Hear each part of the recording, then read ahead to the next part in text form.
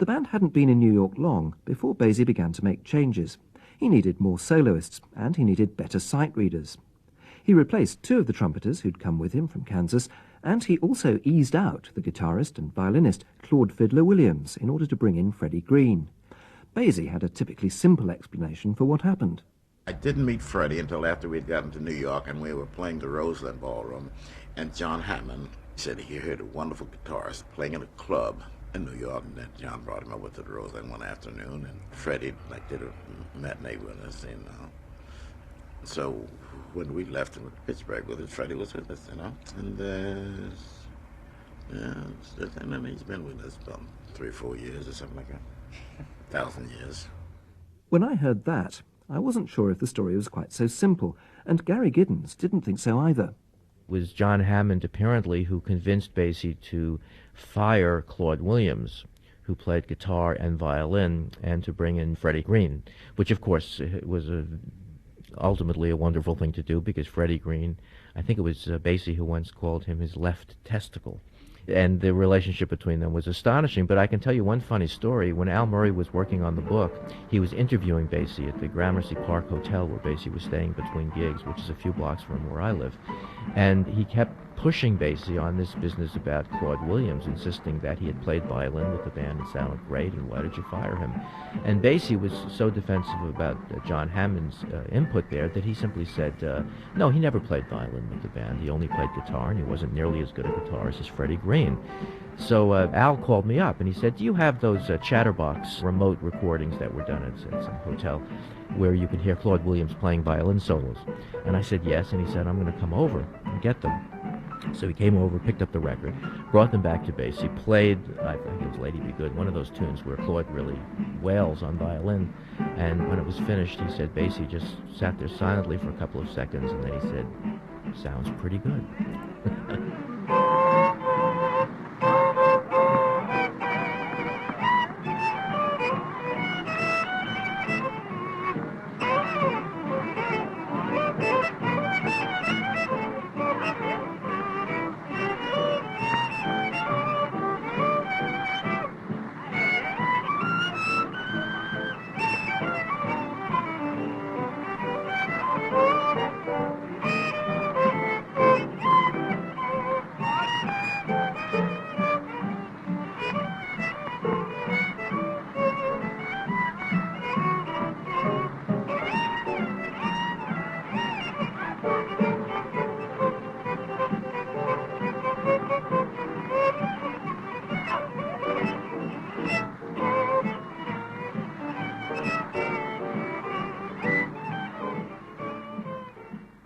Just a fragment of the air shot from the Chatterbox Room in Pittsburgh, with Fiddler Williams playing violin. The 5 new players who came in were trumpeters Ed Lewis and Bobby Moore, trombonist and arranger Eddie Durham, lead altoist Earl Warren, and of course Freddie Green on guitar. So what was it about Freddie Green that was so special? I asked the drummer Louis Belson, who often played in the band.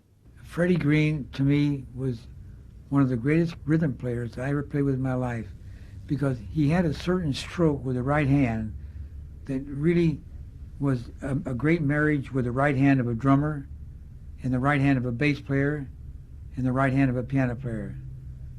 It's something that you have to hear and watch him, because the stroke was not straight up and down. It was like this way, to the top of the fretboard and back, just moving forward about 3 or 4 inches and back again with a light pulsation on 2 and 4. And the way he used the amp was just loud enough so you could feel it and you didn't hear it, because he blended so perfectly with the bass, with the drums, and with the piano. And that BASIE rhythm section, they had it together. I mean, you talk about 4 guys that were married, that was it.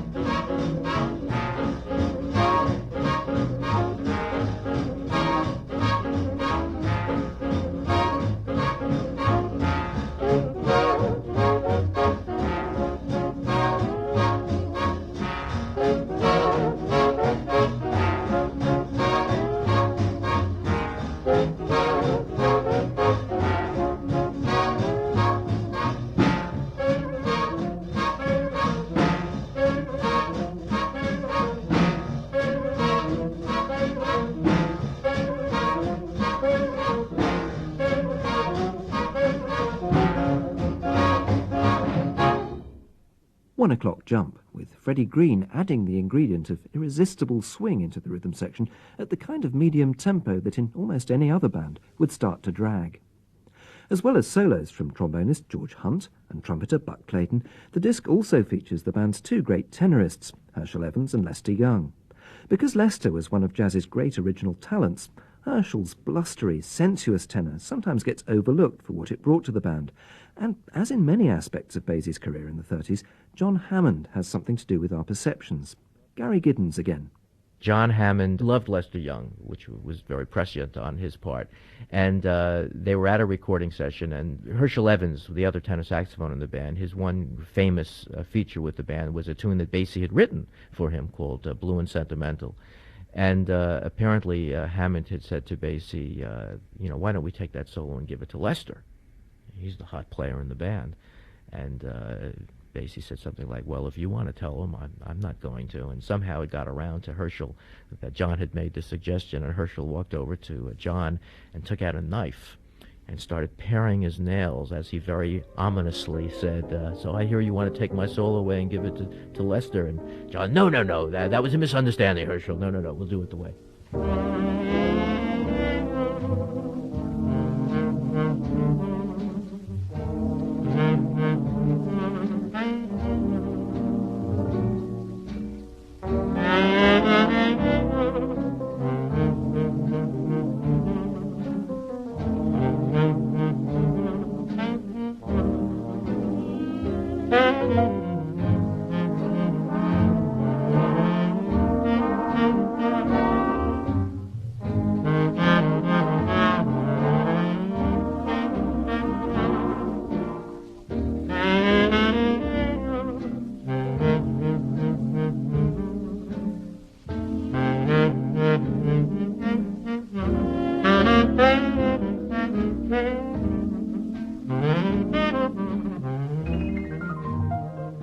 Herschel Evans, proving that he was the right man after all to play Basie's Blue and Sentimental.